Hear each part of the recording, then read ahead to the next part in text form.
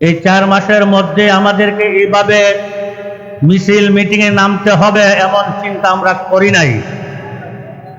আজকে যদি যে গণ অভ্যুত্থানের উপরে দাঁড়িয়ে সরকার গঠন হয়েছে, সেই গণ অভ্যুত্থানকে যদি সরকার স্মরণে রাখত, তাহলে আজকে আমাদের এই মিছিল মিটিং করার প্রয়োজন পড়তো না।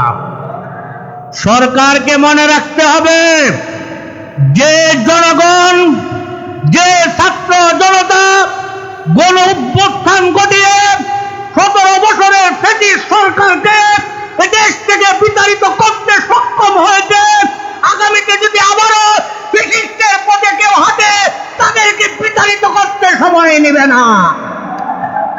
এই জন্য সরকার বাহাদুরকে বলবো, জনগণের মনের আশা প্রতিফলন ঘটানোর চেষ্টা করুন, জনগণের মনের কথাগুলো বুঝার চেষ্টা করুন। মুনাফিকি করে কেউ ক্ষমতায় টিকে থাকতে পারে না। মুনাফিকির জবাব এই দেশের জনগণ দিতে সক্ষম। বারবার বলার প্রয়োজন নয়, একবার ভালোভাবে শুনে রাখুন, জনগণ যদি মাঠে নেমে যায় আর ক্ষমতায় টিকা সম্ভব হবে না। এই জন্য জনগণকে মাঠে না নামিয়ে সুন্দর আলোচনার মাধ্যমে গণ অভ্যুত্থানের যে আশা আকাঙ্ক্ষা নিয়ে জনগণ ব্রিটিশকে বিদায় করেছিল, সেটার প্রতিফলন ঘটিয়ে জনগণের সাথে ওয়াদা রক্ষা করে মুসলমানের পরিচয় দিবেন, এই আশায় আপনাদের কাছে আমরা ব্যক্ত করি। আসসালামু আলাইকুম ওয়া রাহমাতুল্লাহি ওয়া বারাকাতুহু।